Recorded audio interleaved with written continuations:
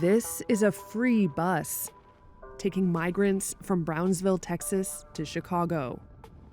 The journey will take 26 hours, 1,400 miles. That's on top of the dangerous journey many migrants have already made to get to the United States. Texas, which is Republican-led, says it spent more than $100 million since 2022 on buses like this that move migrants to cities like Chicago, New York, and Denver, which are Democratic-led. Texas Governor Greg Abbott characterizes the move as bringing the border to those cities, while a White House advisor said he's using human beings as political pawns. For the cities further north, the arrivals have exacerbated homelessness and stretched social services. Reuters recently spoke with more than a dozen migrants as they waited days for buses to leave Texas. Jose Manuel is one of them. Reuters is withholding his full name for security reasons. The asylum seeker from Venezuela says his journey was difficult and long. Then he had to pass an initial asylum screening in detention. A diferencia allá adentro estaba encerrado, me sentía como un delincuente pues porque estábamos encerrados, detenidos. No había la misma libertad que acá afuera. It wasn't his first choice, but Jose Manuel opted to board a bus to Chicago. His journey paid for by the state of Texas. I feel an obligation to serve people who just need a hand up, not a hand out. Andrea Rudnick co-founded the volunteer group Team Brownsville. We never know from week to week how many buses leave. We are told only how many sandwiches to make. Honestly, that's our indicator of how many buses are going to leave. Some of the migrants Reuters spoke with welcomed the free buses, but had little understanding of the geography of the United States. How do you say where they're going? Or the winter conditions they could face at their destinations. Chicago. Oh, muy frío. The best this volunteer can offer Jose Manuel for his trip is a long-sleeved shirt, as they've run out of coats. Others, like Fernando Fernandez and his partner Mariela Gil, end up making a difficult decision to head to different cities. Fernandez to Chicago, and Gil to the offer of a commercial bus ticket and a temporary housekeeping gig in Florida. Entonces, lo que espero es encontrar donde llegar, así sea en un albergue, lo que sea, y para poder trabajar, para poder tener un mejor futuro o algo, darle lo mejor a mi familia, a mi mamá, a mis hijas, y comprarme mi casa más que todo también, en Colombia, para estar tranquilo también. Pero lejos donde la ciudad donde estaba. What Fernandez arrives to falls short of a hostel. Like hundreds of others before him, he initially spends weeks sleeping at a police station and would ultimately end up taking a commercial bus to Florida to reunite with his partner.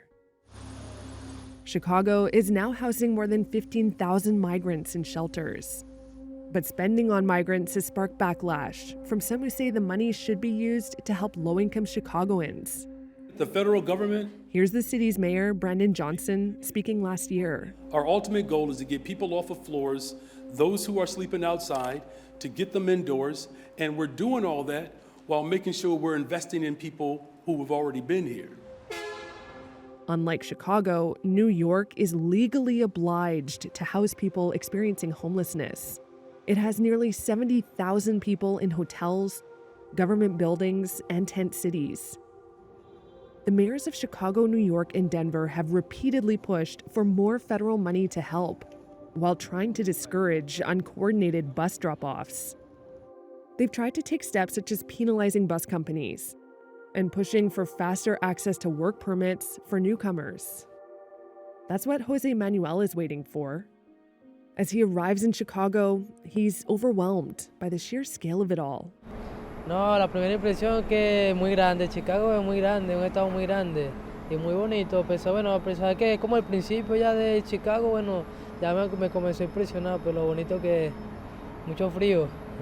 In all, Texas has bused some 100,000 migrants to Democratic cities since April of 2022.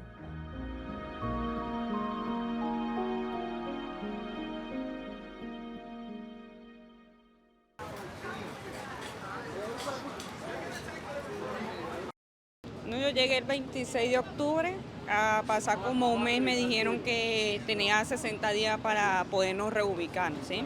Pero que no había ningún problema, que podíamos ir a la principal, que ellos no solucionaban. Pero ya como he visto en noticias que son muchos los que se han ido, entonces no sabemos a dónde nos van a mandar.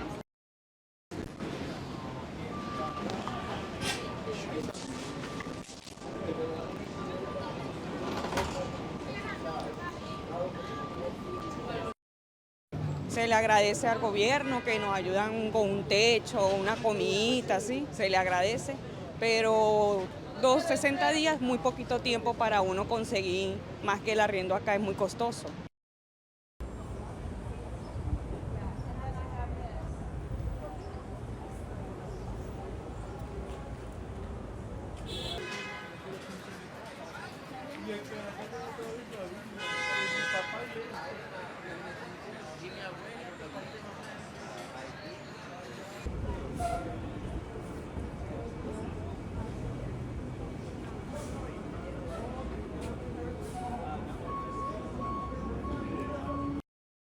Everybody at the row had a room. We're kicking them out of their rooms. You can't say we don't have room. They're in rooms.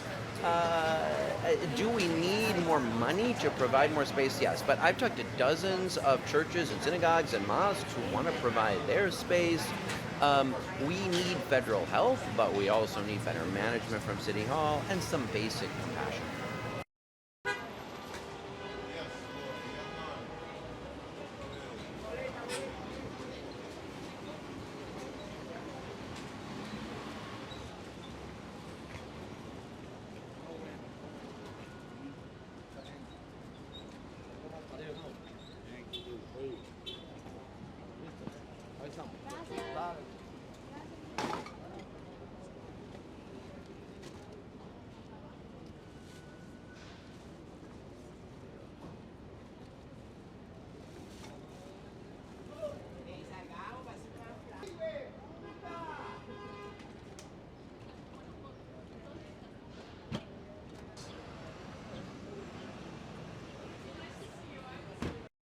I don't know the logic behind it, and I don't really know what's going to happen at the Roosevelt. When they implemented the same policy for single adults, individuals go to St. Bridget's where they wait out on the sidewalk, hundreds of them in the freezing cold for 4, 5, 6, 7 days, sleeping on the sidewalk, and just to all get reprocessed to go back into shelter.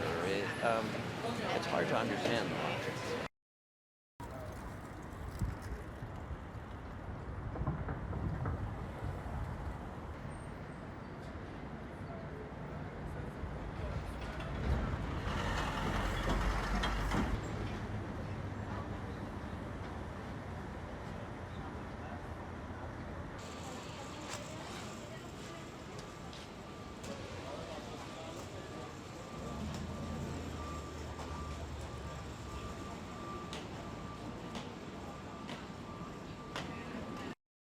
Somos un ser humano que nos reubique porque necesitamos un techito, más ahorita que está el frío.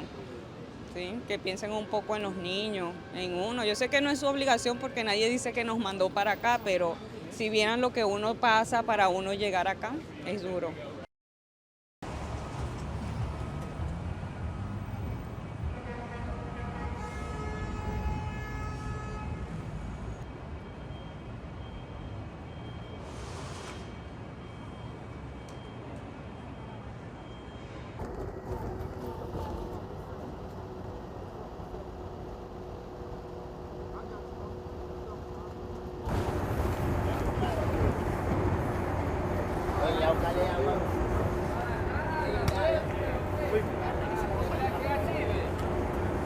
Pues en la noche nos toca estar ahí entre, póngale, 20 familias en uno solo, en un solo bus. El frío en el piso, a veces nos toca dormir sentados porque no hay espacio para acostarnos.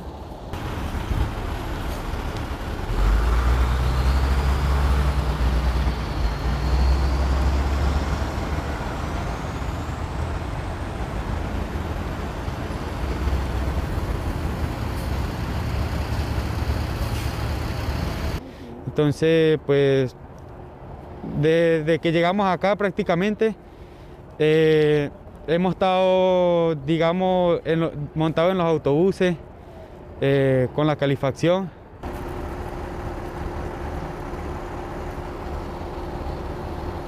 Nos ha tocado dormir hasta sentado porque ya no hay casi espacio, los autobuses son pequeños también y prácticamente uno se tiene que mantener adentro por la calefacción porque afuera hace un frío fatal.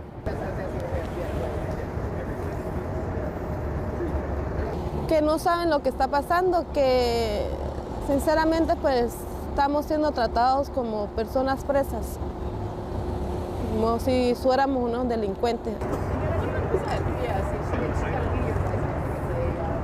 La gente se estresa, discuten, ya desesperados.